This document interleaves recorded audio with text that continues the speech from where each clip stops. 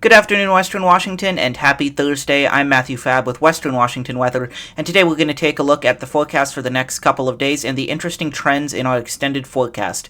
So let's take a look here at the UW satellite. You can see some high clouds pushing across the region this morning, and we have a mix of sun and clouds across the lowlands. That marine layer is starting to burn back off the coast and in Puget Sound area there, so it should be a partly to mostly sunny afternoon. And we could have some interesting lenticular clouds, mountain wave clouds is also what they're known as, across parts of northeast Washington and the Cascades over the next couple of days. So if you're looking out over the mountains, you could see some pretty cool cloud formations, especially around Mount Rainier if you can see it. So let's take a look at our overall pattern, which we will talk a lot more about here throughout the video. So starting here today, you can see this brief ridge that is bringing some nicer weather. As we go through the next couple of days here, you can see now Friday to Saturday there, this ridge is going to just continue across most of the area. We could get a little bit of rain in here on Sunday, as you can see with this little indentation in the ridge there. However, as we go into next week, this significant ridge here builds to our north, and while it is fairly progressive, we will likely have a pretty nice day on Tuesday with some nice temperatures on Monday and Wednesday on either side of that. And then, as you can see, that ridge continues to dominate all the way through Wednesday before we do have a little bit more uncertain of a pattern there by the time we get to the middle to end of next week. So stay tuned for that. This is looking pretty far out in the extended forecast, so we have a lot of time to figure out what's going to be going on there. So let's take a look here real quick at our temperatures from the National Blend of Models. Today you can see highs from Seattle north in the mid to upper 60s, warmest of course east of I-5 there, and then upper 60s Seattle southward and low to mid 60s on the coast.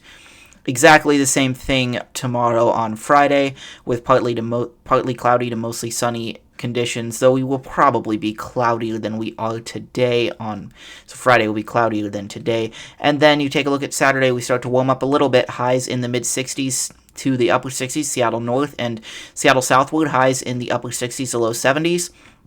Same thing again on Sunday, except we do cool down a little bit from Mount Vernon northward. Their highs only in the low 60s up in northwest Washington there. On Monday, you see that ridge starting to impact the area, highs back to the mid to upper 60s, Seattle northward, and upper 60s to low 70s from Seattle south.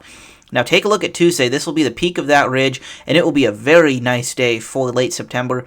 Highs likely reaching the low to mid 70s from Seattle northward and the mid to upper 70s from Seattle southward, potentially even some low 80s from Olympia southward.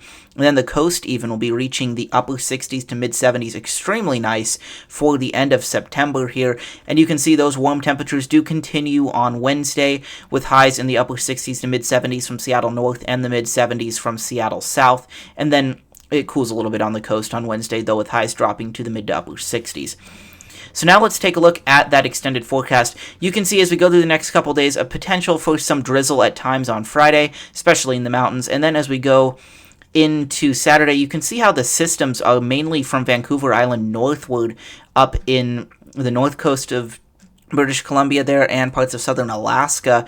And as we go into Sunday, you can see some of that sag southward, and we could have some brief rain at times on Sunday across western Washington. But then as we go into next week, you can see all the way through Tuesday and early Wednesday, all that rain stays to our north before some showers could try to move through the area here late Wednesday through Thursday. And then after that, the forecast gets a lot more uncertain. So you can see the general trend is dry through Saturday, then potential rain on Sunday, and then we remain dry for most of next week.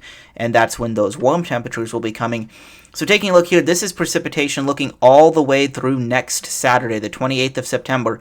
And you can see that this is the European Model Ensemble, so a fairly accurate forecast, and it only shows about 1/3 of an inch there for most of western Washington, the most in the North Cascades, maybe some areas like Bellingham getting up toward 3/4 of an inch to 1 inch of rain. But look at how basically once you go from Vancouver Island north up British Columbia there toward Alaska, you have the big rain totals there. 4 to 8, maybe 10 inches, and that's just showing how that storm track, due to the persistent ridging over the western United States, that storm track is staying to the north of us. And that can be seen here when we're looking at the amount of water vapor in the atmosphere. You can see that atmospheric river there this weekend going mainly into British Columbia there and southwest Alaska, and southeast Alaska, and that is just going to be keeping that storm track to our north, though we do get some of those showers as that briefly sags south. So let's take a look kind of at what we're talking about here. So this is the last few runs of the European model, and you can see right here, these couple runs of it right here. A few videos ago, we talked about the potential for a lot of rain in the extended forecast for the Seattle area, and you can see this is the time we were talking about this. This was about 3 days ago now. And you can see since then, each run of the model has trended drier, and now to the point where we have barely 1/10 of an inch of rain on this latest run, showing all the way through the end of September. So you can see just how that trend rapidly changes. The model started to show that ridging offshore, which is bringing warmer temperatures and less rain.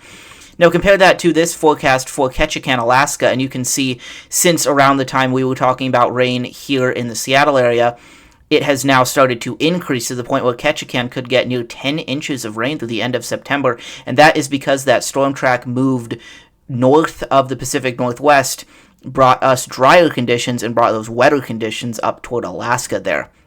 And that is reflected as well in the Climate Prediction Center outlook, showing above normal temperatures from September 26th to the beginning of October, and most notably here, a large area of below normal precipitation to end September and start October.